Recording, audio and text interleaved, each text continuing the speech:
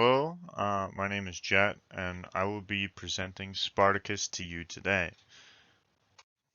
There's little to be known about Spartacus for certainty, um, unlike today, having records and written evidence of everyone you know was not common and was not a regular thing in the ancient times, as most of the stories are written about popular beings or situations that happen.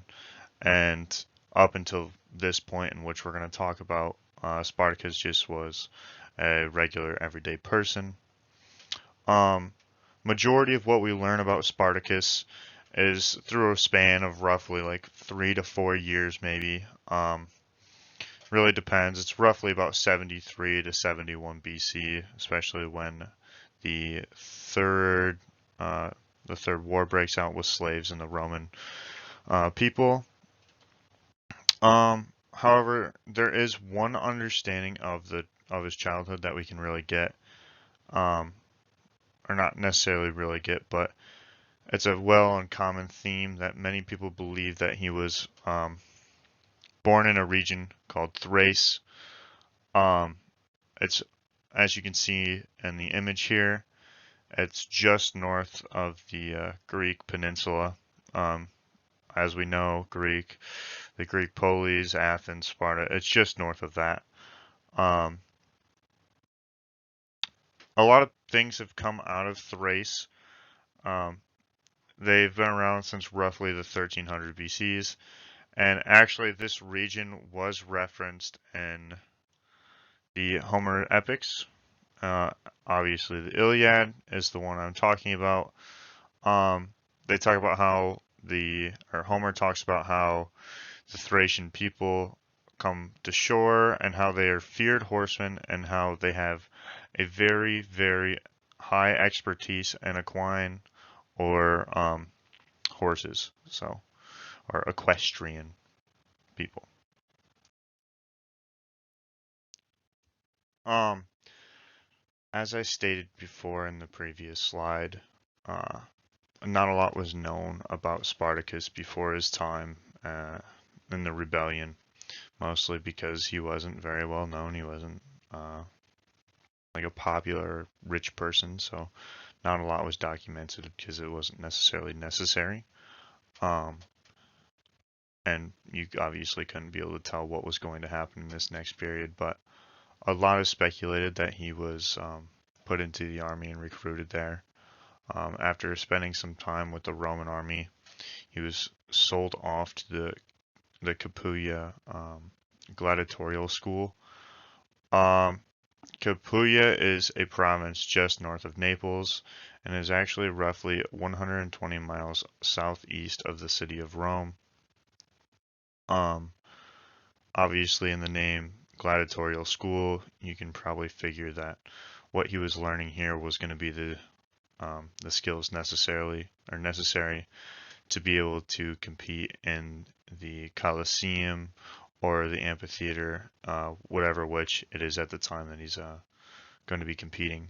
However, um, in Capua, which I believe I will get into the next slide, it'll be a amphitheater, which I'll get into more on that. But mostly they go to these schools to be able to, or at least Spartacus, he's sold into the school, and the people take them in so that they can possibly train them and make them into a good warrior so that they can have a lot of entertainment and they can provide a lot of entertainment for the people around. Not only for entertainment purposes, but also for the purpose of the owner of Spartacus to make a lot of money and then get rich and then make more fights and continue that cycle. On the bottom right of this slide here, we have the amphitheater of Capuia. Uh, that is one of the better images that I could find of it. Um, Obviously, it is a historical place, and now there are better images now, but that was one of the better images that I could show the entirety of it from top down, just so you get a rough idea of what I mean by the amphitheater of Capuia. It's known as the second largest stage, right behind the iconic Roman Colosseum. The timeline for the building of these is obviously not perfectly well known, but it is believed that this one was possibly the very first Colosseum or amphitheater to be created or built.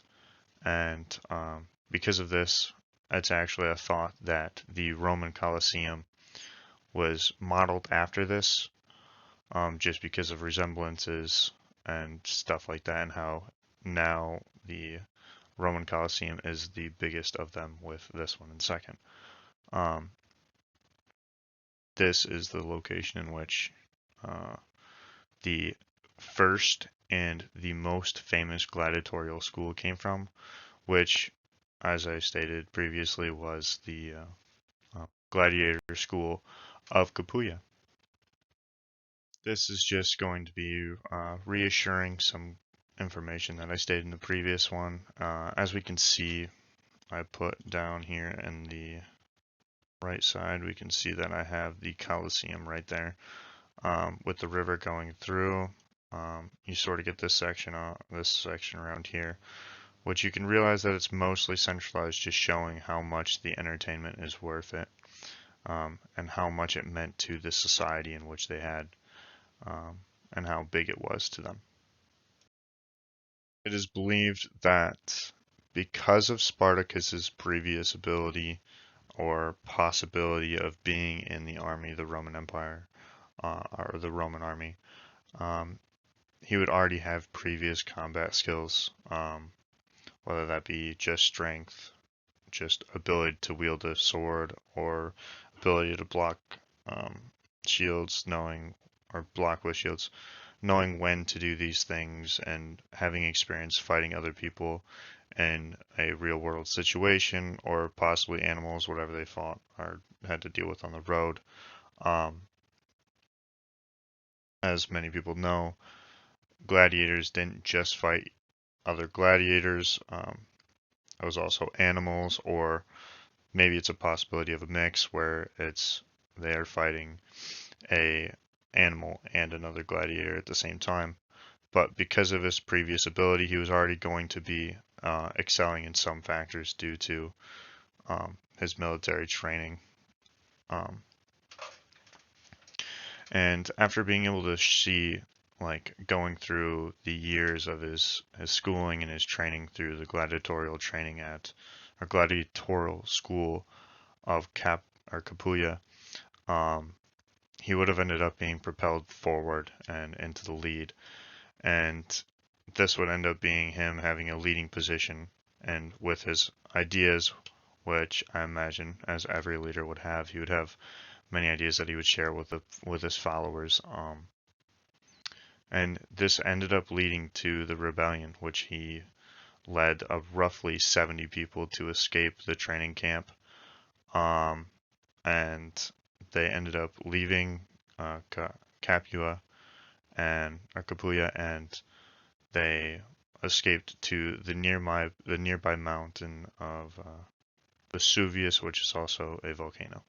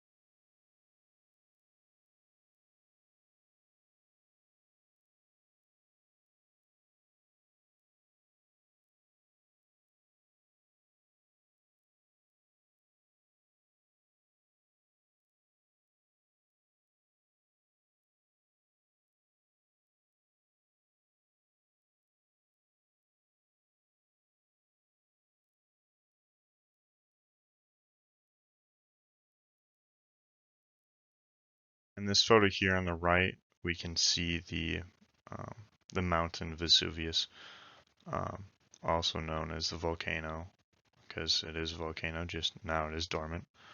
Um, and actually, another way in which you could relate to the Mount Vesuvius is the fact that um, this was the volcano that erupted and destroyed the city of Pompeii.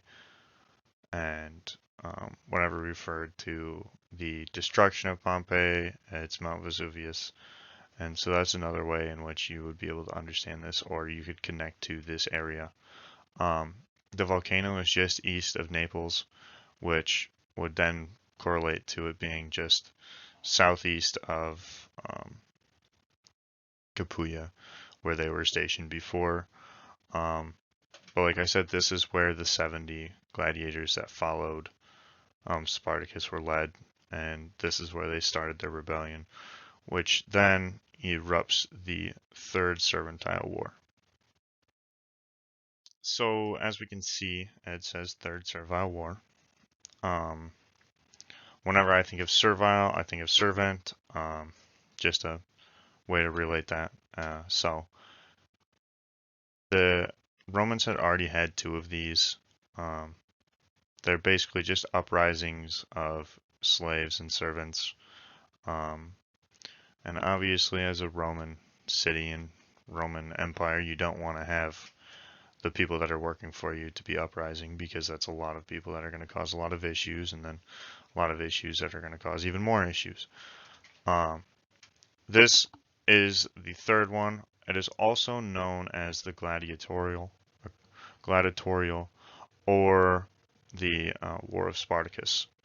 Obviously, War of Spartacus, because um, you can see how they all connect to each other, as gladiators were servants or slaves because they had been sold to their school or whatever, their their um, their coliseum, their theater, to be used for entertainment. Um, and Spartacus was the one who led the gladiators and the servants and slaves away and started a rebellion. It ranged from 73 to 71 BC, so it's not like a major war where it's like 15 years long. Just to, and with it starting with 70 people, it, it needed a way to kick off. And so how they did that was they shared their ideas on the slaves, and they kept gathering slaves and servants as they went. And the idea of Spartacus was to actually lead his army to the north, which I will get into in a second. But the two main people, or two main groups of this, were the Romans, who were the higher ups trying to take care of their slaves, and the slaves. The leader of the slaves were Spartacus, as I've already stated, and the name of which the Roman general at the time I have not stated, but it is Marcus Crassus, who we will be speaking of later on in a different slide, so I would like to keep that until then. But this ended up being the largest war of the three, and it was the one to put the most threat to Italy and Rome. So just to show the scale of how big it was and what impact it had on the society back then. Here we have an image on the right. It is not a perfect depiction of what I wanted to be able to show. However, it'll give you a general idea.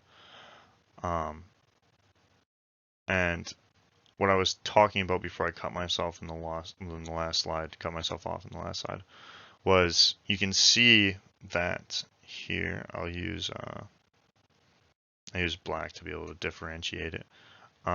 They start in this region right here, and they move up, and their intent was to be able to Spartacus's intent, as he was a leader, was to take the slave and the slaves and the servants up here to the border, so that obviously you know that it's a peninsula, so the way to get away is through the top, or the connection to the mainland. So Spartacus's plan was to gather his servants and get everyone and get them to the Alps, towards the Alps, and be able to get them out of the region and have them escape. However,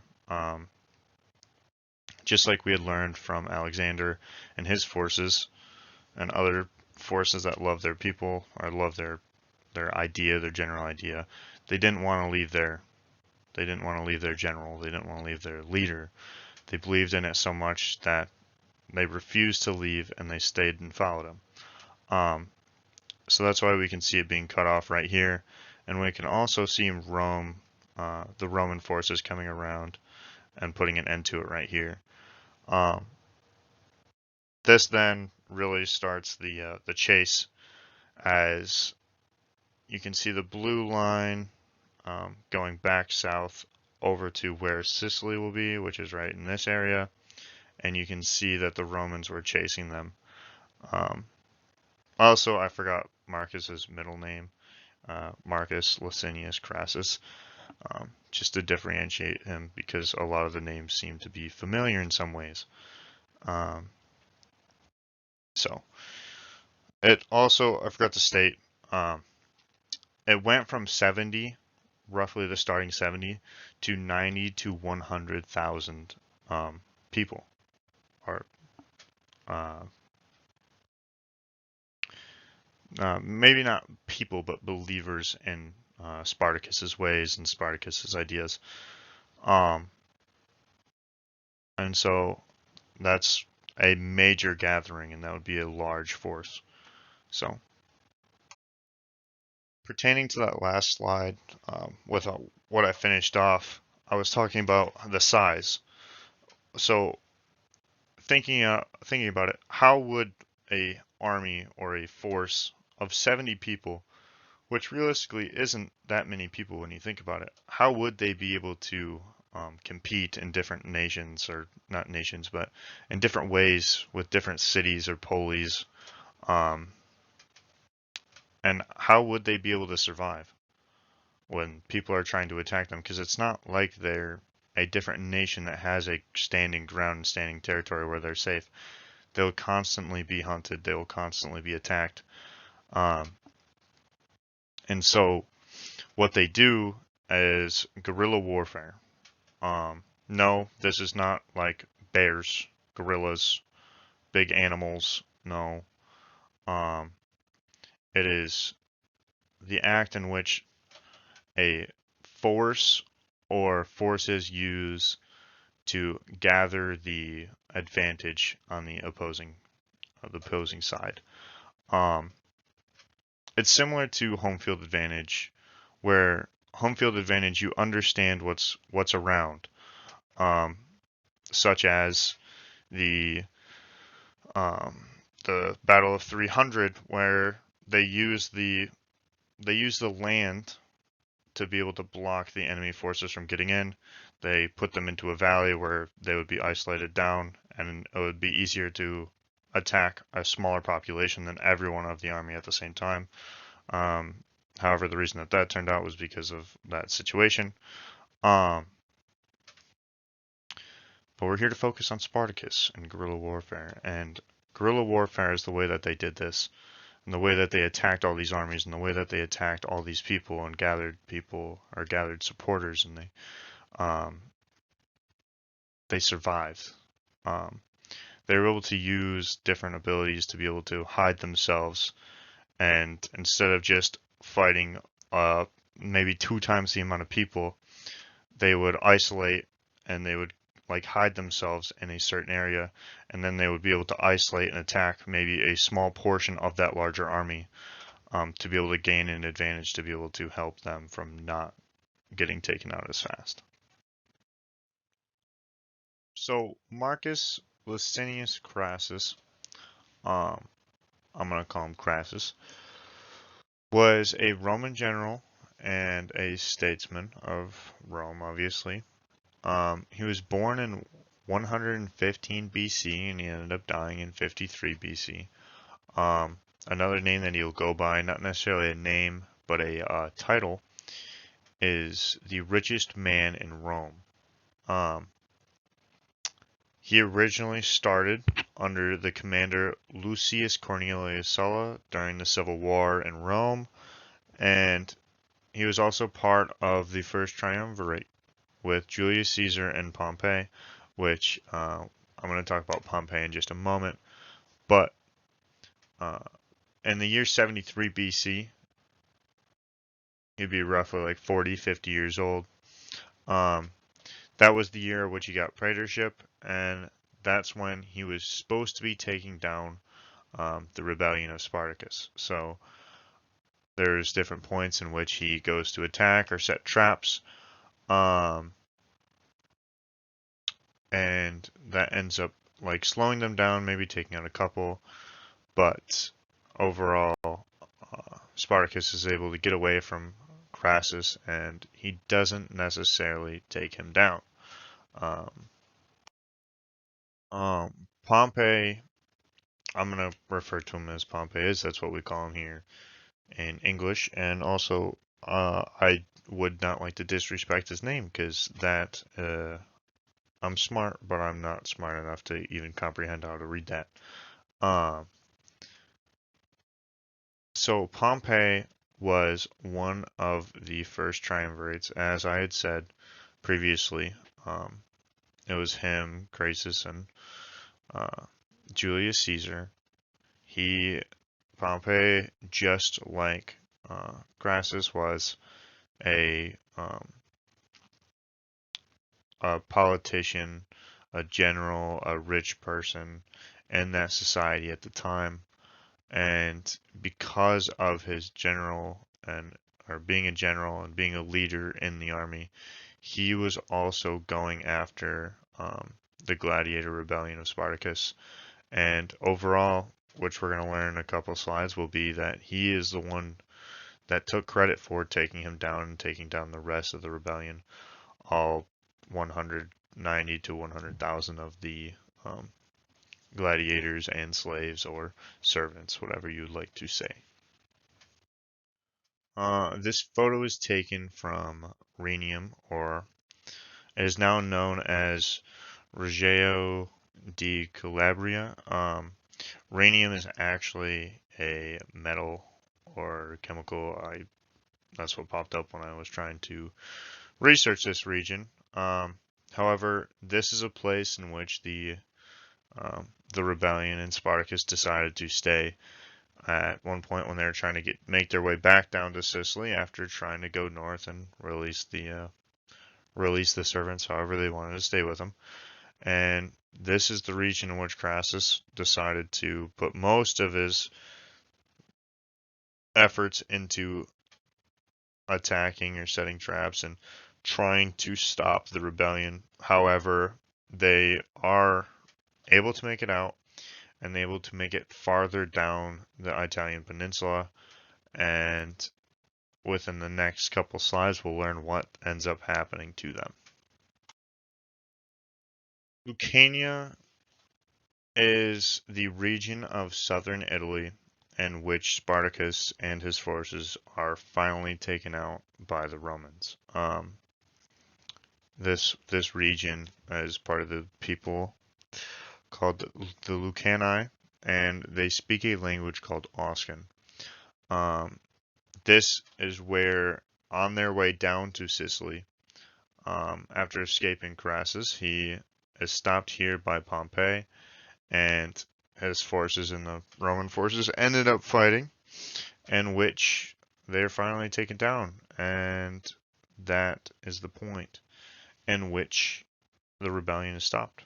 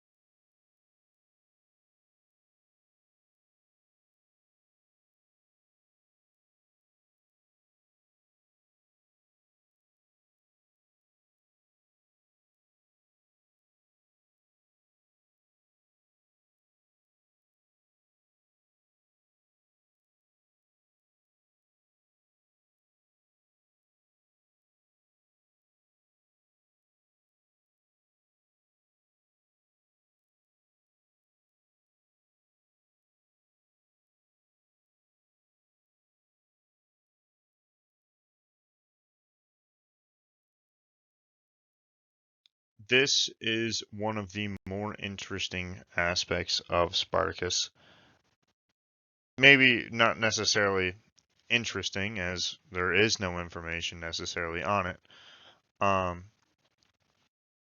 But it's said that he died in that fight, um, which is strange because, I mean, there's multiple ways to think about it because he was a leader. Um, Yet during that fight, he would have been killed. Um, and it's not like just because he's a leader, he has a glowing ring around him, or there's a certain aspect of him which makes him seem as though he was the leader, because in reality, he was just another gladiator, just like everyone else. He was just better. He was very good at what he did. He was smart, but those are not attributes where in a regular army or the Roman Empire or the Roman Republic, you can see who the general is by the armor that they wear, the colors that they wear. Um, and it's quite strange to think about how someone who was not talked about because they were necessarily a non-important person in history, all of a sudden within a 2 or 3 year span they became someone who will have an impact on the rest of time. Um, and it's weird that you can think that you should know what happened to him. Like you'd think, oh, he died to this person in this aspect or in this way, yet no one will ever know. Um, and that's part of the reason that he was a great leader. He had so many attributes that a lot of other people had, that he was able to start this rebellion, which was one of the strongest to ever face the Roman Empire for the Servantile, because there were only the three, and this was the strongest of the force. He was able to generate people from the original 70, from Capuia, to his 90 to 100,000 forces that were running around the Italian peninsula with him and were being chased by the Roman Empire, Roman Republic. Um, and he's seen as such a good leader, and that's just how it is. There's no knowledge in what happened to him. Um, Not necessarily specific knowledge in what happened to him. Appian Way is referred to as the first and main superhighway in Europe. So if you think about it, it comes from Rome and it'll travel down to southern Italy. This is for travel. This is for movement of people.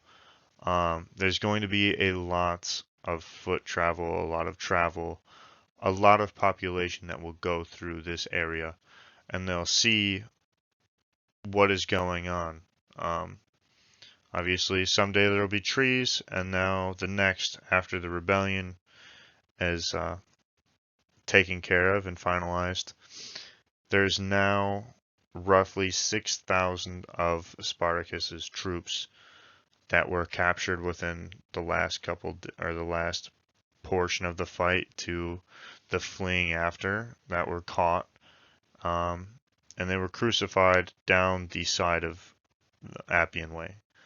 Um, as we've seen in different parts of history, this is not uncommon, as they want to show the punishment for the people that are going to do um, bad things against the government and the people. And so they crucified every one of the people that they had found that was part of the rebellion. That every person that had been found that was a part of the rebellion, which, from my understanding and from my research, happened to be about 6,000. So yeah. The next two slides are a little iffy, um, just because when we think about today and we think about the next two topics that I'm going to be speaking of, um, they are a rebellion. They are a way that they're going against government, which is obviously not always looked at as a good thing. Um, and so the first we have is going to be in Germany in about 1914. To be exact, it'll be August 1914. Um, this will be a group that is characterized by communism and Marxism. Um, and now, whenever we see red and yellow and the hammer and the sickle, it is immediately looked at as a bad thing. Um, Not saying that's a good or a bad thing, and there's no stance on that. That sounded bad, like I supported that. But this league, or what they called it at the time, was the Spartacist League. As you can see, the resemblance, the Spartacus and the Spartacist League, or Spartacist League. Um, and its main goal was to combat the government and rebel against what was going on and trying to take over and showing what was going on. Um, However, when this did happen, 1914, they finally did attempt in 1919, which didn't work. Um, and so that's a way that that Spartacus has impacted the world today on rebellion. So this impact of today is not necessarily a straightforward look, and it's not quite literally named after the person we are having a conversation about, like the Spartacus League previously. Um, but in the 18th century, my bad, there's a man by the name of Adam, and I would like to believe it's pronounced Wisehout. However, I could be wrong. I did research that, and I still am not a perfect pronunciationist. But he was a German philosopher, and he is also known as the founder of the Illuminati in that period. Obviously, there are multiple groups who stray away from this, as there are always different opinions on each thing. Um, but the original formation was by this man named Adam. Um, and the reason that we are able to connect this to Spartacus is each person that was part of the Illuminati at this time was given a different name, like a code name. So Adam was referred to as Brother Spartacus. We're able to find this within his messages or his mail that he was sending, and you can see it says Dear Spartacus, or his signature where it should say Adam is Spartacus.